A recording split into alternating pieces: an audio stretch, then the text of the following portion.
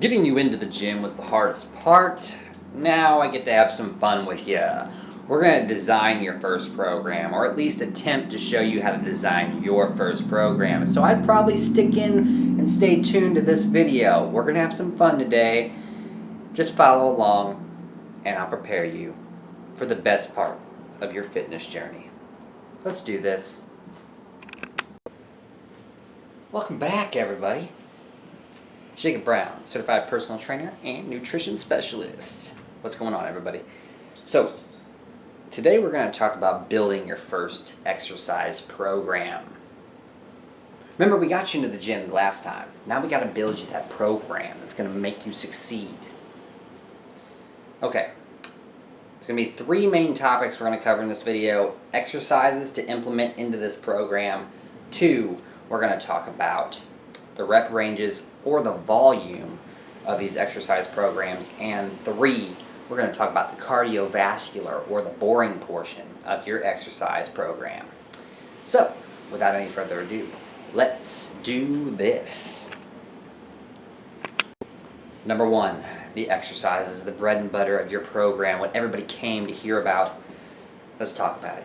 The most important part, in my opinion, which is the exercise choices. Now, many trainers will say for a beginner they need to be doing isolations, things like that. I don't believe in that. I honestly, I don't believe that a beginner should be doing isolations in the first place unless, now here is a complete, if you're an outlier to the situation. Let's say you have joint immobility, meaning the joints are shot, right? Your joints are literally shot. It doesn't mean that, oh my God, my knee hurts because I did something in football when I was in high school. No, your knee is literally shot. Like the doctor has done surgeries on it and there's nothing you can do. That's 1. 2, you have arthritic or osteoporosis pain. Now, osteoporosis is really bad. If you actually have osteoporosis, I would definitely recommend getting with an actual trainer and probably even a physical therapist before ever starting a workout program. Number 3, if you currently have an injury, do not implement any programming that I'm telling you. You need to be talking with your doctor.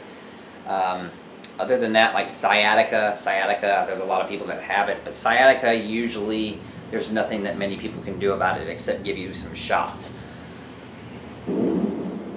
Other than that, the last point I guess I would put in there is people that have a severe muscular atrophy. Now, what does that mean? That means that one side of your body is severely weaker than the other side.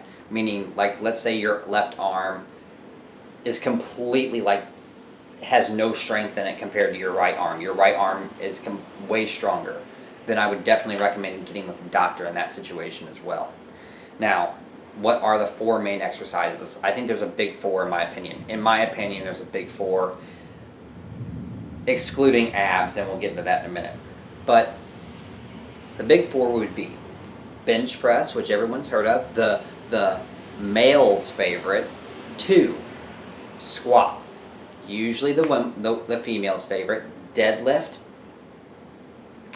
people usually don't do this one correctly, and the pull-ups. So, with all 4 of those being said, there are outliers like abs, like I just mentioned. So, with abs, you can do leg raises. Usually, every gym has one of those ab crunch machines. I'd probably start off on that you can actually put weight on. It's got a weight stack attached to it. Okay, so with that being said, why did I pick these 4? Well, mainly because they work every single muscle group in the body. Yes, all 4 of these exercises plus the ab exercise works every single muscle group in the body, and if done properly, you won't even need those ab exercises because the squat and the deadlift should build your core quite enough if done properly. Keep that in mind. Keeping your core tight as you're doing these exercises. Now, the other reason I picked these big 4 is because you're going to be doing this 3 times a week, and that should only take you 45 minutes at max if you're actually giving it your full effort. It should only take you about 45 minutes, okay, to do those 4 exercises and the rep ranges and the set ranges I'm about to give you here in a second.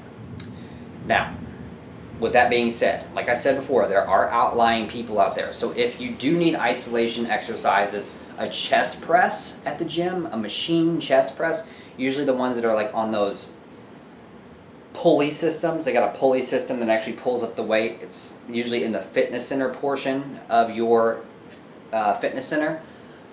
Oh well, fitness center portion of the fitness center. I'm not even bleeping that out. That was great. That was straight up Jake Brown right there.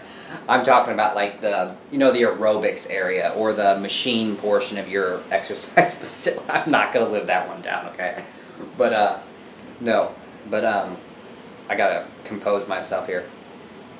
The leg press can take over the squat. The squat and the leg press go hand in hand. So you probably do the leg press, but if you do have severe issues of the lower body, like I said before, just talk with a trainer at your local gym. They're usually there to give you some expert advice that's actually there, because I don't know what's going on with you sitting here. The deadlift, there really isn't any exercises you can do for the deadlift per se. I recommend the hex bar deadlift because most people can get that form down. The hex bar is literally, it looks like a hexagon.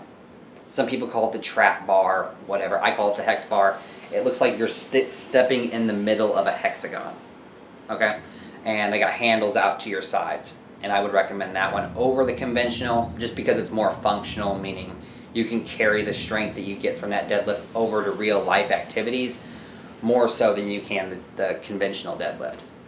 Or any other form of deadlift, that is. Now, the pull-ups, this is where you can branch out, and it really doesn't matter what you do. You could do machine pull-ups, which usually is they call it assisted pull-up usually, and it's got a pulley system like I mentioned before, and usually a pad you put your knees on. Remember, put your knees on it, don't put your feet on it, for God's sakes. I've seen people just put their feet on it. Put your knees on it, don't worry, it's much safer that way. And then, or you can do rows, like the seated row. I'm sure you've seen it at the gym before. It's the one where you pull back. Or pull downs as well. Those are all suitable secondary exercises you could do. Now, I will have form tutorials coming very soon on all of these exercises that I just mentioned and even more. It's just that I'm under quarantine right now, so I cannot bring those exercises to you. If I could, I would, believe me. And I believe those would be more important than me giving you this video first. But I wanted to get a video out while I'm on lockdown. So let's get into the set and rep ranges. Okay, so set and rep ranges, or the volume, we call it, of your exercise program. So many trainers will take this 300 million different ways. Most people will say lighter weight, higher reps, and that is true. I would say that you want to venture for the higher rep, lower weight, just to get the form down in the beginning. This could mean that your rep ranges vary from about 8 to 12 reps. I don't recommend venturing off into the 15 rep range. The 15 rep range is really, you're just basically doing not much for your body at that point, in my opinion. That's my opinion. Usually 8 to 12 is perfectly fine. Now, once you get suited to that though, I would like, especially with these compound movements that work multiple, muscle groups at one time, I would recommend getting into more of a 5x5 or 5 sets by 5 rep program, or a 4 sets by 6 to 8 program, as you will yield much better results than you will from a higher rep range doing these compound exercises. With that being said, what do I recommend? If you can, I would recommend doing 5 reps by 5 sets in the beginning. Very easy to do. Make sure you're giving it a very good effort. But remember, form comes first, and while you're waiting for my form tutorials, I would definitely recommend watching some form tutorials on these exercises so you do not injure yourself. Remember, I am not there with you. I cannot tell you if you're going to get injured or not. So please always do your research before ever implementing my exercise programs. That's my disclaimer for you. Now, with that being said, what are sets and reps? This should be very quick for me to explain, and it's actually very important for me to explain. Many people don't know the difference between sets and rep ranges. Hi, Sansa. My cat just came between my legs. She knows the difference between sets and reps. But the difference between sets and reps is simple. Sets are the groups of reps, meaning when I push the weight, that's 1 rep. So I'm going to do 6 times. I'm going to push the weight, right? And then they're going to be grouped together. So you'll do that 4 times with a rest in between. That's 4 sets of 6 to 8 reps. Or here's a better analogy in my opinion. You have apples and baskets. Let's say you need 4 baskets of 6 to 8 apples, or 4 sets of 6 to 8 reps. Either way you want to look at it is you're free to do so. Now, the last portion I'll get to is cardiovascular exercise.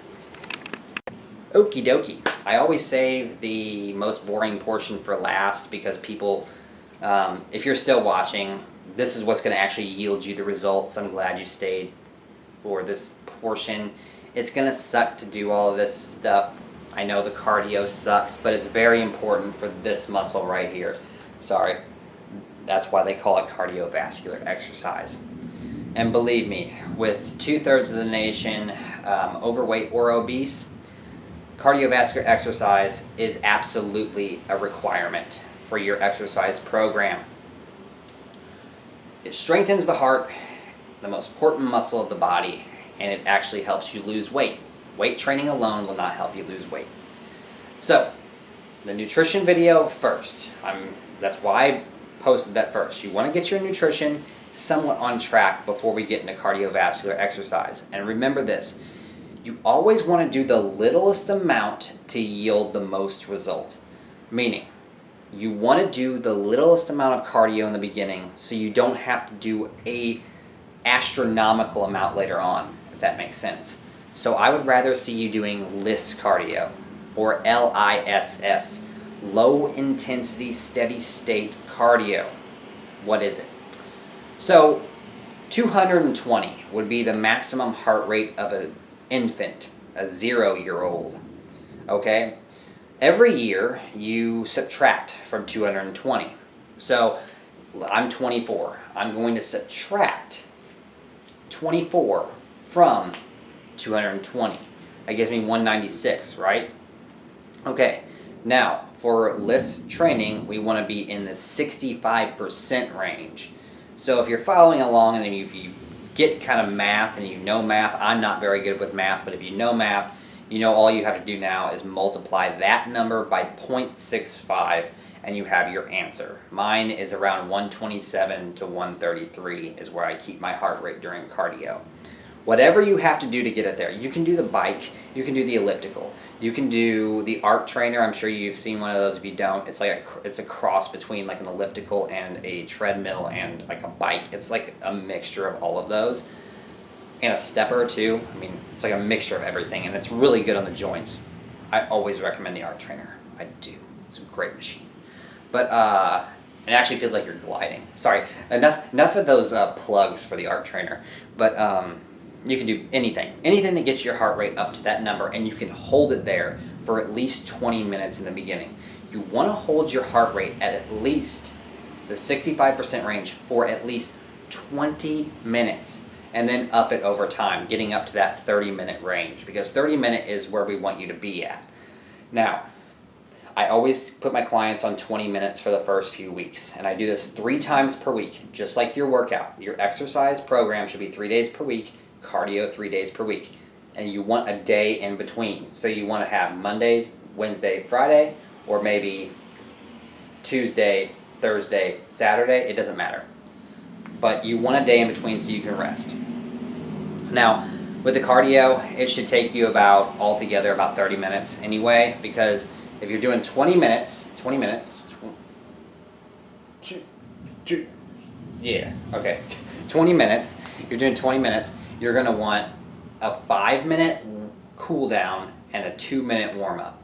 So altogether it's going to be about 27 minutes. Altogether about 27 minutes in your cardio program. Over time, like I said, we want to get your sustained cardio up to 30 minutes, which then it will be 37 minutes instead. That is it. HIIT training is the last point I'll cover here. I don't usually cover HIIT training at all, especially for beginners, because most beginners are not suited for HIIT training. HIIT training is high intensity interval training, meaning that you're holding high intensity intervals of exercise longer than you're holding short intensity interval training. I mean, short intensity intervals. Okay, it was made popular by P90X and like Insanity programs. I don't recommend this for beginners, and that's why I'm not even going to go into it in this video. Later on, I will talk about it in other videos, but we are not going to talk about HIIT today because most people that are starting out probably either have high blood pressure or they're going to wreck their joints if they do it improperly. And there's really not a way not to do it improperly. You're going to hurt your joints either way, unless you're on a bike where you're not compressing your joints. But I'm not even going to get there because let's say I give you HIIT training, right? I give you HIIT training to somebody that has heart disease. They go out there, have a heart attack. I don't want that on my conscience, okay? So, with that all being said, let's go to the conclusion. Yes, I had to throw that disclaimer in there, guys. I had to. But thank you guys for watching so much. Remember, the 3 important things is the exercise. You're going to need the exercises for your program, which I recommend compound exercises, bench press, squat, deadlift, and pull-ups, excellent exercises. 2, you're going to need the volume. Like I said, either 5x5 or 4 sets of 6 to 8 reps. If you're a super beginner and you're a little worried about that kind of rep range, go for 8 to 12 reps, but still the 4 sets. And then lastly, the cardio. Remember, LISS cardio, or low intensity steady state cardio.